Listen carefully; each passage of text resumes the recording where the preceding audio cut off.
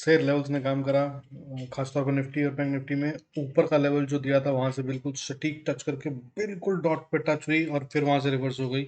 अगर आप लोगों ने यूज करे और वहां से रिवर्सल ट्रेड लिया हो तो बहुत मोटा पैसा बन सकता था आज। हालांकि मैं भी इतना नहीं बना पाया, फ्रैंकली स्पीकिंग मुझे डर लग रहा था आज। बट लेवल्स ने वंडरफुल काम किया फिर से एक बार। आइए देखते हैं आज की टॉप न्यूज़, नंबर्स, और फिर से दोबारा से कल के लिए analysis and levels for Nifty and bank Nifty. तो आज जो हुआ है वो F I S D S दोनों ने खरीदारी करी है, पर बहुत कम क्वांटिटी में करी है। पर फिर भी मार्केट नीचे गिरी 95 पॉइंट। समझ रहे हैं ना आप क्या हो रहा है? वो इसलिए हो रहा है क्योंकि रिलायंस गिरा है।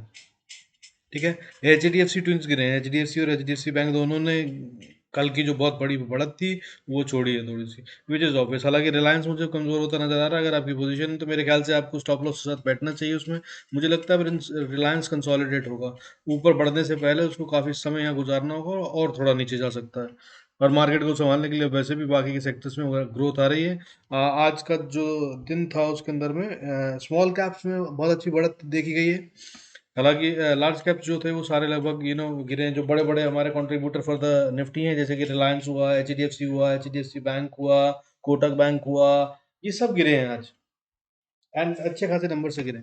बट मार्केट फिर भी उतना नहीं गिरी है, सिर्फ 95 96 पॉइंट निफ्टी बंद होना नीचे is not a big deal.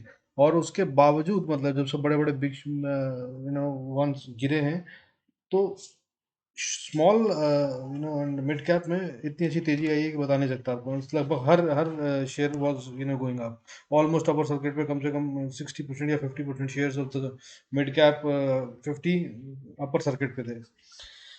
तो चलिए आइए देख लेते हैं। फाइनली एफ आई ने बाइंग शुरू कर दी है, जिसकी वजह से अभी हमारा जो अप्रैल है उसके अंदर पे 3436.88 करोड़ की बाइंग एफ आई कर चुके हैं, और 1596 1596.64 करोड़ की बाइंग जो है वो डी आई कर चुके हैं। टॉप न्यूज में देख लेते हैं ग्लोबल अपडेट्स में।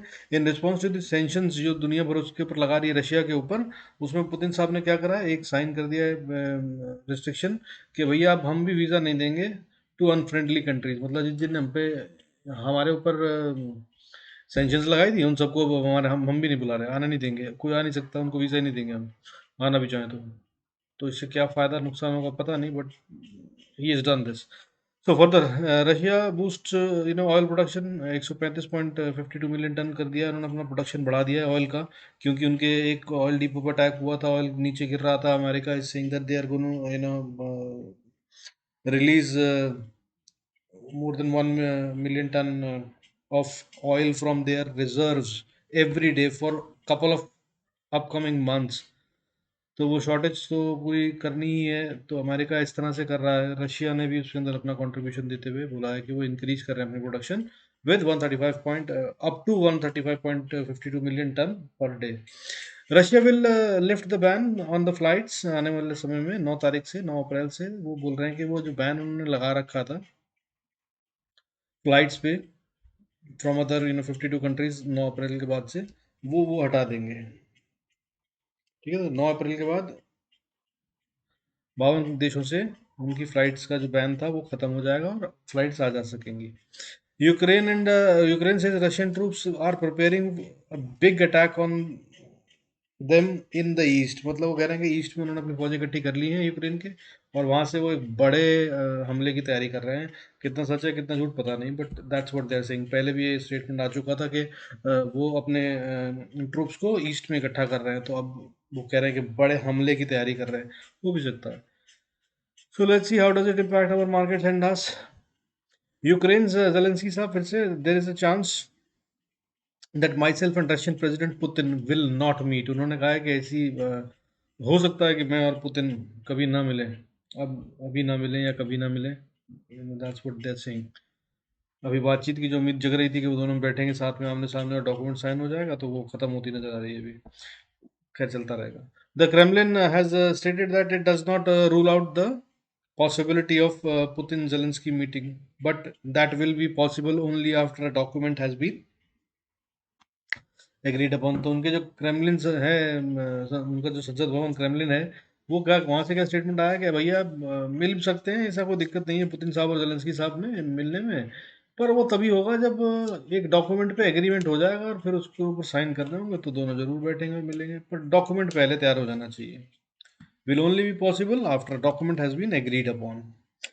ठीक है जी। फर्दर क्रेमलिन ने क्या कहा, has refused to comment on the status of talks with Ukraine. Kremlin ने बाकी क्या बातचीत का मुद्दा और संदेश चल रहा है वो बताने से भी, उस पर कोई भी बात करने से नो कमेंट्स कह दिया, मतलब समझ लीजिए।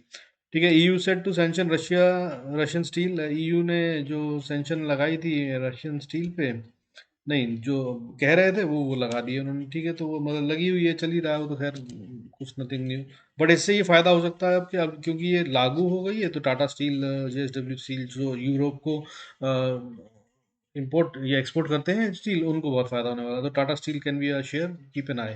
Sri Lanka temporarily close the embassies in Oslo, Norway, Baghdad, Iraq, बहुत सारी जगहों पर उन्होंने अपने कॉन्सुलेट और अपनी एम्बेसीज को बंद कर दिया है। वी ऑल नो दैट, कल मैंने न्यूज़ बताई थी कि वहाँ पे पूरे कैबिनेट ने रिजाइन कर दिया है, prime minister including all the ministers. तो समस्या गंभीर है वहाँ पे। हाँ, ये आगे देख लेते हैं। आज फिर से पेट्रोल के दाम जो हैं फिर से एक बार 80 पैसे से बढ़ गए हैं। This is 13th price hike in last 15 days. और मान लीजिए कि अभी और ये कई दिन तक बढ़ेगा, मेरे हिसाब से 4 5 6 रुपए और बढ़ेगा। मैंने जब याद है आपको कहा था काफ़ी दिन पहले जब ये बढ़ने नहीं शुरू हुए थे कि इलेक्शन के बाद लगभग 10 रुपए तो बढ़ेगा ही बढ़ेगा, और उसके बाद फिर ये रोज़ धीरे धीरे बढ़ाएंगे। पर यहाँ पे कुछ और होता दिख रहा है मुझे कि मैं गलत जो हुआ हूँ वो इस बात पे कि ये 10 रुपये बढ़ा देंगे, लेकिन मतलब इलेक्शन के बाद, तो इलेक्शन के बाद 10 रुपये पीसेज में बढ़े हैं, बढ़ तो गए हैं ऑलमोस्ट। ठीक है ना। तो और अभी और बढ़ेंगे अगले कुछ दिन में, मुझे लग रहा है 4 5 रुपए 6 रुपए और बढ़ जाएंगे, और उसके बाद रुकेंगे कि नहीं रुकेंगे वो डिपेंड करेगा क्रूड ऑयल प्राइसेस पर, ग्लोबल मार्केट में जैसे रहते हैं। तो keep your fingers crossed. Petrol diesel के दाम बढ़ने से हर चीज़ बढ़ जाती है। इन्फ्लेशन विल राइज ड्रास्टिकली, क्योंकि पेट्रोल से ही सब चीज़ें इधर से उधर आती जाती लाई ले जाई जाती हैं, आना जाना ट्रैवल खाना पीना सब कुछ की कीमतें बढ़ जाती हैं अगर पेट्रोल डीजल बढ़ता है तो। चलिए आगे देख लेते हैं। Tata motor emerges as the number 3 player in India. Tata जो मोटर्स है now they attend the third position. तो पहला कौन है, पहला मारुति है, दूसरा हुंडई है, तीसरा टाटा मोटर हो गया है अभी। ठीक है। तो हाईएस्ट एवर एनुअल सेल्स करी है उन्होंने इस बार ऑफ 3,70,372 यूनिट्स। 3,70,372 यूनिट्स उन्होंने बेची हैं इस बार, विच इज़ अ 67% ग्रोथ। तो टाटा मोटर्स पे आप फिर से नजर रख सकते हैं, हो सकता है दोबारा से ऊपर बढ़ता नजर आए। टाटा का एक और शेयर है दूसरा पावर, टाटा पावर, उस पर भी नजर रखिए। उसमें जरूर कीमत, उसमें तो खैर डेफिनेटली ग्रोथ आएगी आएगी, क्योंकि कंपनी का जो सोलर प्रोडक्शन सेंटर था कमीशन 160 मेगावाट वाला, वो उन्होंने चालू कर दिया, कमीशन कर दिया, मतलब the production is now commercially being done out there. Okay. L N T finance अगली कंपनी, सब्सिडरी कंपनी ने 3,460 करोड़ के एनपीए बेच दिए।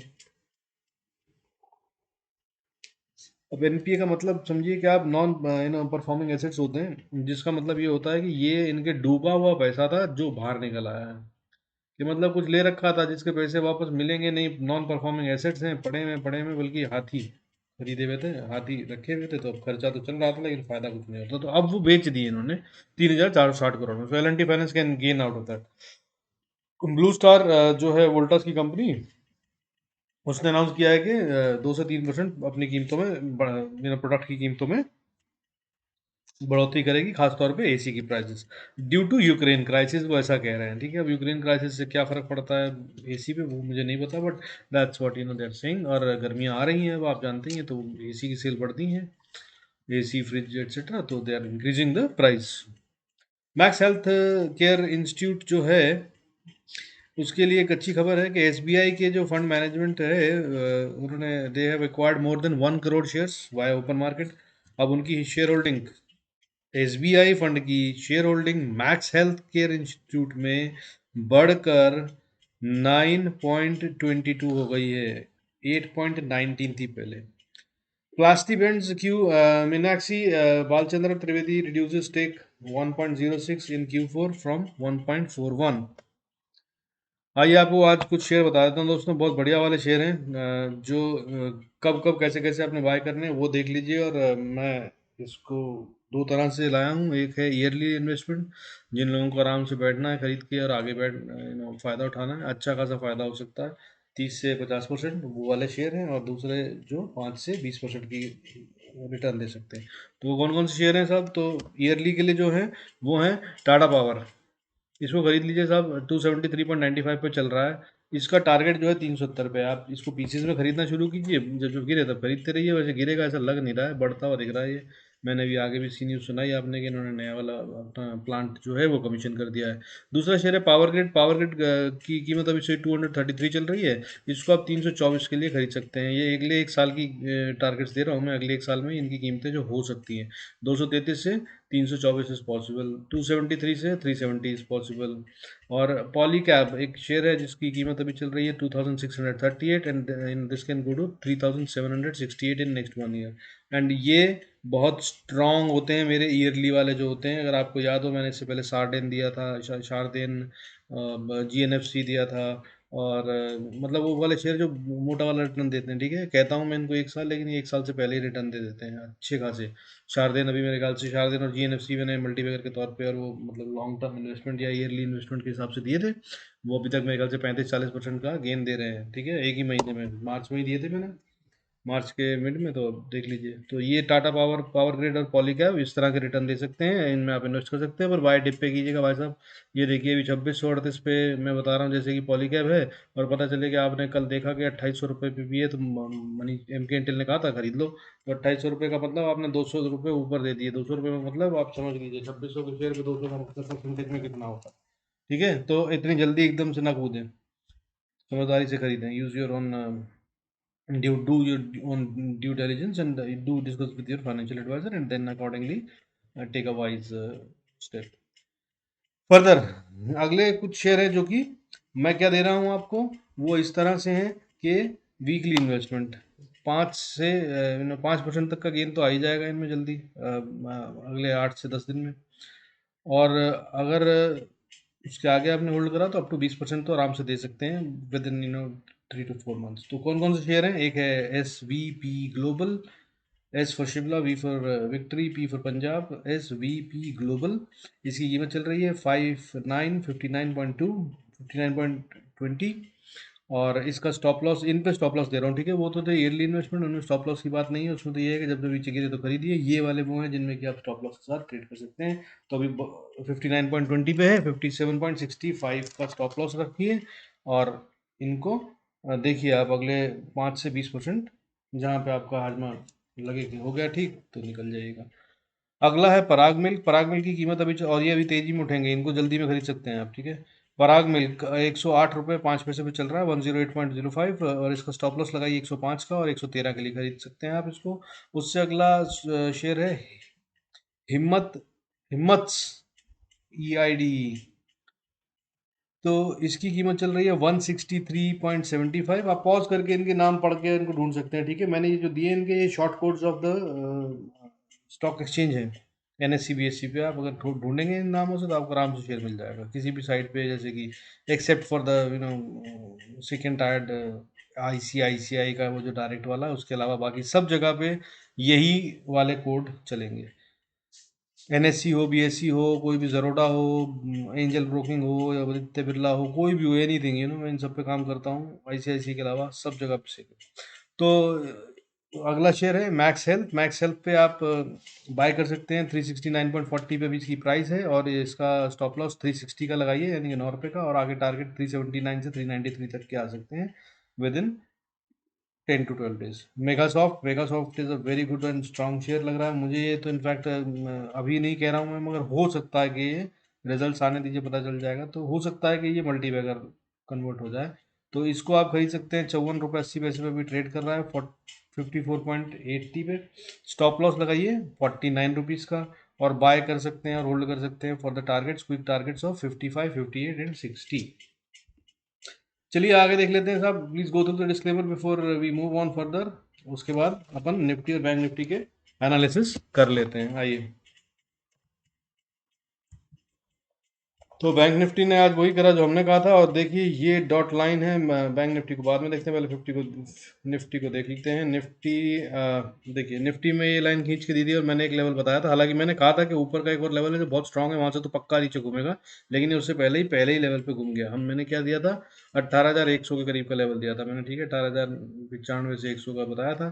तो ये एक एग्जैक्टली इसने हाई मारा है आज, जो वो है 18,000, वो वाह 18,095.15 का, मतलब एग्जैक्टली उसी लेवल पे जाके ये, मैंने शायद 100 बोला था, तो निफ्टी में 0.5 5 पॉइंट की बात कर लीजिए, वहां पे जाके टकराया और वहां के बाद ये नीचे घूम गया।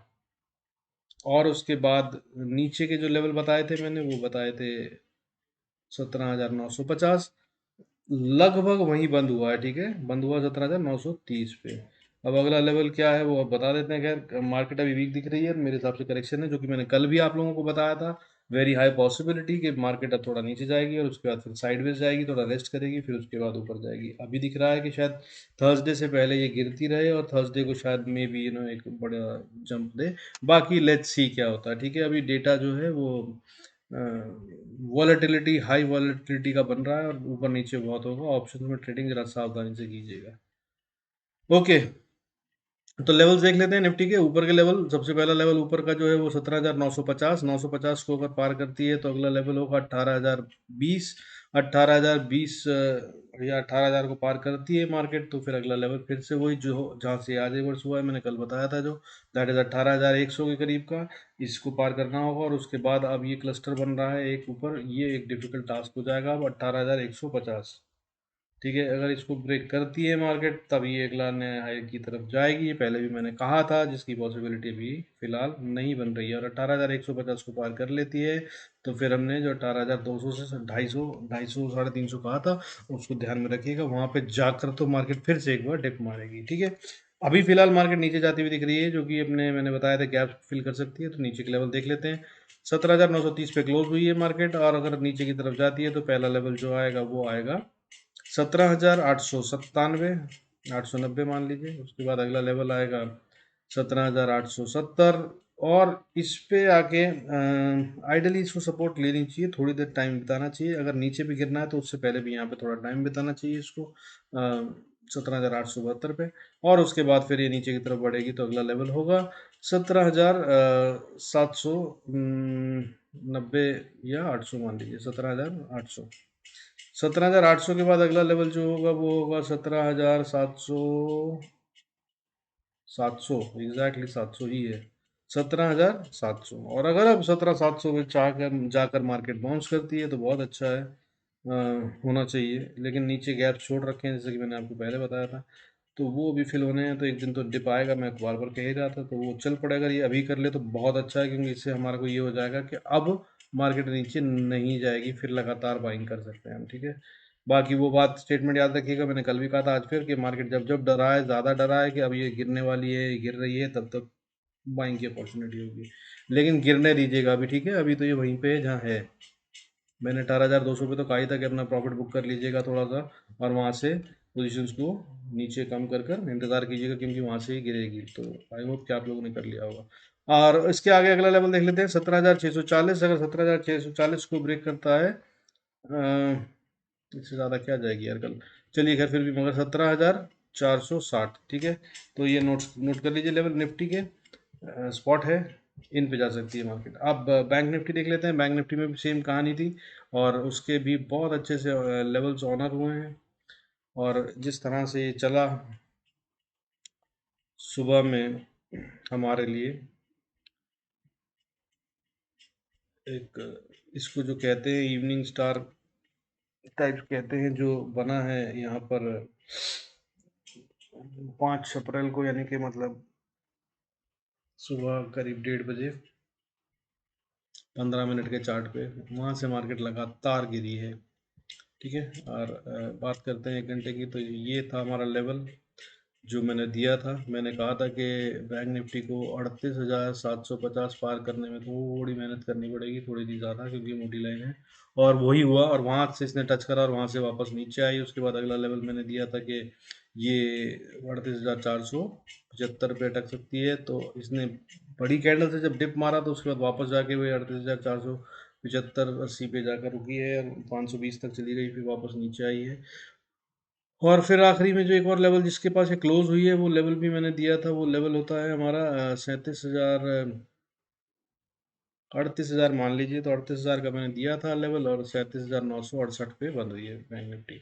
आइए अगर इसी तरह चलते हुए अगला लेवल देख लेते हैं, अगला लेवल पे कल क्या होगा और ऊपर के लेवल क्या होंगे। तो पहला लेवल जो बनता है वो 38,048 बैंक निफ्टी का, उसके ऊपर अगला लेवल 38,257, उससे अगला लेवल 38,470, और उससे ऊपर अगला लेवल जो है 38,635, और उसके बाद फिर से एक स्टिफ रेजिस्टेंस जो है वो 38,750 होगी। इसको पार करना होगा बैंक निफ्टी को। अगर इसको पार करता है तभी इसमें वो स्ट्रेंथ आएगी जो इसको और ऊपर ले जाएगी। 38,000 इसके 750 के ऊपर अगला लेवल जो होगा वो होगा 39,000 का। 39,000 साइकोलॉजिकल रेजिस्टेंस भी है, उसको पार करते ही है तो 39,200 के लिए आप खेल सकते हैं। नीचे की तरफ देख लेते हैं। नीचे की तरफ अगर आते हैं तो आज बंद हुआ है 37,968 पे। तो नीचे पहला लेवल अगर बनता है, नीचे की तरफ देखें तो 37,828, उससे अगला नीचे लेवल बनता है जो कि एक अच्छा स्ट्रॉन्ग लेवल है, जिसको एक बारी में से या तो बहुत बड़ी कैंडल से ब्रीच करना चाहिए या फिर यहाँ पर टाइम बिताना चाहिए, वो है 37,700। और इसके बाद अगला लेवल जो आता है ये इस क्रूशल लेवल, इसको पार करा था तब हमने कहा था कि बैंक निफ्टी स्ट्रांग हो गया। तो वो लेवल क्या है 37,400। अब जब तक बैंक निफ्टी 37,400 के ऊपर, या यूं कहें कि 37,300 के ऊपर है, तब तक आप मान लीजिए कि कोई चिंता का विषय नहीं है, हम जल्दी वापस चले जाएंगे। लेकिन अगर आप 37,300 तोड़ के एक दिन की क्लोजिंग दे दी तो फिर ये विषय चिंता का हो जाएगा, क्योंकि वैसे तो इसको यहाँ पर आना ही है। अगला लेवल जो है दैट इज 37,150, क्योंकि ये गैप छोड़ के गई हुई है यहाँ पे, इसको फिल करने तो आना ही है। ठीक है, तो यहाँ पे आए और वापस चली जाए तो चिंता मत कीजिएगा, लेकिन अगर वापस ना जाए तो चिंता का विषय होगा। और अगर वापस ना जाए तो अगला लेवल क्या होगा, अगला लेवल होगा 36,830, और 36,830 के बाद अगला स्ट्रॉन्ग लेवल होगा 36,600 या 550। इस पे आकर बैंक निफ्टी को बाउंस ज़रूर करना चाहिए। ठीक है, हालांकि अभी फॉल के चांसेस ज़्यादा दिख रहे हैं और अभी मार्केट नीचे आएगी, करेक्शन करेगी। और मैं जो कई दिन से कह रहा था कि भी नीचे काफ़ी गैप छोड़े हुए हैं, बैंक निफ्टी हालांकि बदतमीजी कर देता है, पर लग रहा है कि इस बार बदतमीजी नहीं करेगा और ये सारे गैप नीचे फिल करेगा। और ये जितनी जल्दी हो जाए उतना अच्छा है, उतनी जल्दी बाइंग शुरू कर कर ऊपर जाते हुए शिप पर अपन राइड कर सकते हैं। ठीक है, so these are the levels, these are the trades, please use them, be profitable, do good trades, stay healthy. God bless you all. Thanks so much for your support. See you in next video.